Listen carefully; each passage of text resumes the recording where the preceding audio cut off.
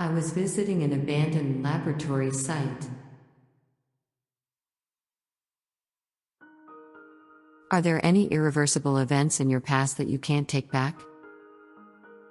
Otto von Bismarck, the first Reich Chancellor of a united Germany, once said, "Fools learn from experience. I prefer to learn from the experience of others." If your actions are irreversible to others, you will carry that guilt with you for the rest of your life. This time, I would like to share a story of confession. I'm here to confess. It was a long time ago. I ran into a good friend of mine from high school, and we got to talking about old times and ended up going to a bar. At the time, both he and I were working part-time, and since his part-time job was with a TV station, he was bragging about the celebrities and actors he had seen. After that, since he and I lived rather close to each other, we started to hang out every now and then. One day, he brought something strange to me in an excited mood. It was a videotape and some dirty papers. The label on the video had something like "Sneak into an abandoned laboratory site," with a magic marker and a big X with a red magic marker on it. I looked at the document and saw that it was a script for a TV program. The date written on the script was a long time ago, during the psychic boom. He told me that he had found them among the discarded items in the storage room of the TV station where he worked. Apparently, there was a renovation at the station and he found them while hauling trash. Since the videos were used at the TV station, they couldn't be played on an ordinary home VCR. I knew someone who worked in the film industry, so I went to his home and played it, but the contents were erased and empty. Just about now, in the middle of June, my friend suggested that we go explore the place mentioned in that script because the roads were clear. At the time, I was in total denial about psychic things. So I thought it sounded like fun, and we decided to go. He paid for a 4WD car from his senior. We got on empty highway and headed for the address written in the script. We were interested in the place because it was unexpected. Normally, you would choose a waterfall where people had died, or a bridge where there were many suicides, or some other place where you would expect to see psychic phenomena, but the script had the name of a national facility. The former site of the blah blah blah laboratory. I can't say any more than that. I'm really sorry. He was excited that the filming project was being cancelled and that it was an unexpected place and that there would really be psychic phenomena. According to him, places where psychic phenomena really occur are not allowed to be broadcast on TV. The place was in the middle of a huge mountain. We drove through the bushes, relying on the faint ruts left by the car. We climbed up a very dangerous steep slope that looked like a cliff. Now that I think about it, that road was probably cut out for the TV station's car to come through. At the end of the climb, we saw a huge building covered with concrete walls. It looked almost like a prison, and the front of the building was sealed off with an iron gate, but we pried it open with a crowbar from the car and entered the courtyard of the facility. The building was abandoned because there was no sign of people, but there were no broken windows, and there were no graffiti, which is common in abandoned buildings. The place looked clean and unused, which was rather creepy. My friend's excitement seemed to have suddenly cooled down. He said that he couldn't hear the birds anymore, and he was scared. Indeed, it was incredibly quiet. I don't think there was even the sound of wind.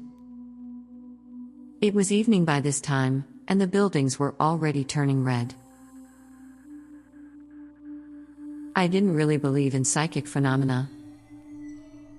I was an idiot. His face turned pale and said in a frightened voice, "Let's not go inside." I said, "You invited me," and took him inside the facility. The large glass door at the front of the facility was off on one side. When we entered the facility, the inside looked like new. I guess it had been a long time since the facility was closed, but the sight was bizarre. It looked like it could be used right away, so I wondered, why is it abandoned?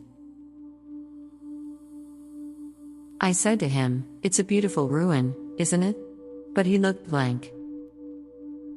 He kept saying, "I want to go home." We were still at the entrance, just down the corridor. I said, "Let's check out the second floor," but he refused to go. I told him chicken and went upstairs. When we got upstairs, there was a long corridor with windows all the way to the end, like a school hallway. Halfway up, there was a sofa and a smoking area. And there was a camera lying on the floor. It was a large, magnificent camera that seemed to be used for photography. There were pieces of the lens of such a camera scattered all over the place, covered in dust. I suddenly felt scared to be here. I thought, what the hell is going on here? Then I heard my friend's voice from the first floor. It didn't sound like shouting, but a constant ah. I hurried downstairs, looked around, and saw him at the end of the building, opposite the main entrance. I was really scared. He was stretched out on the wall at the end of the hall, perfectly attached to the wall and shouting. I approached him and called out to him, but he just said, "Oh," and kept facing the wall. When I grabbed his shoulder, he started laughing, still facing the wall. I was too scared to do anything, so I ran away from the facility. I walked back to his parked car, but he had the keys. I didn't want to go back to the facility, but without the key, I couldn't even leave. I had no choice but to go back to the building, and I saw him looking at me through the window. He was laughing. He was laughing so hard that I thought his mouth was going to split open. I thought I had been tricked by his prank, but I was wrong. When I looked closer, I saw that he was crying and laughing. He was sticking to the window and laughing so hard. At that moment, the setting sun was momentarily obscured by clouds, and the reflection of the light on the window disappeared, allowing me to see inside.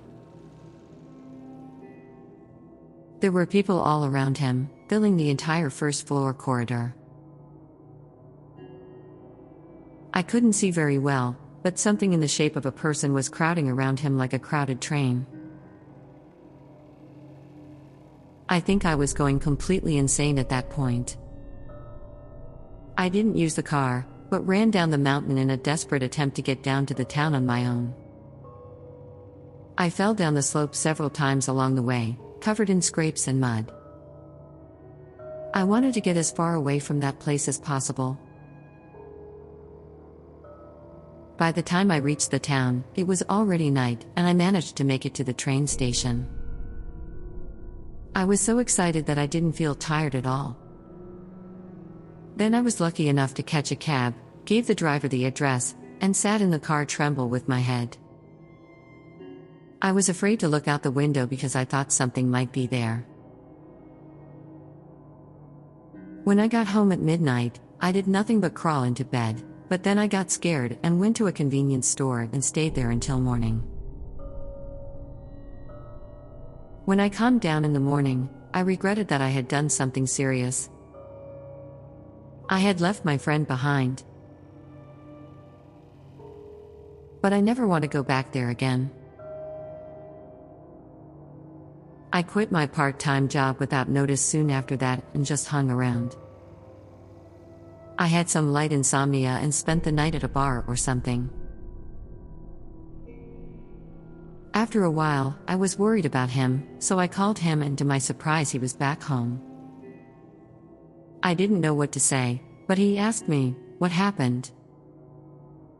I told him the whole story of what happened at that place. When he woke up, he was asleep in the car and couldn't remember anything before that. "And you're a terrible friend to leave me behind," he said with a laugh.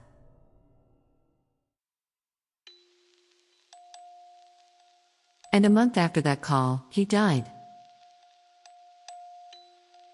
I didn't know if it was suicide or an accident, but I know it was my fault for taking him into that facility. It was my fault. And it was my fault for not helping him and running away. I think the TV station stopped filming because of the same thing that happened. It's not a place where people are allowed to go. This season always reminds me of that. I've heard that it makes me feel better when I ask people to listen to my problems, but I feel that I feel a little better. Thank you.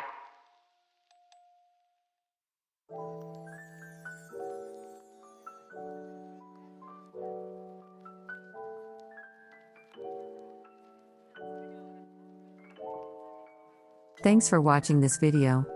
How did you like this story? If you like this video, please give me a thumbs up, subscribe to the channel, and share it with your friends.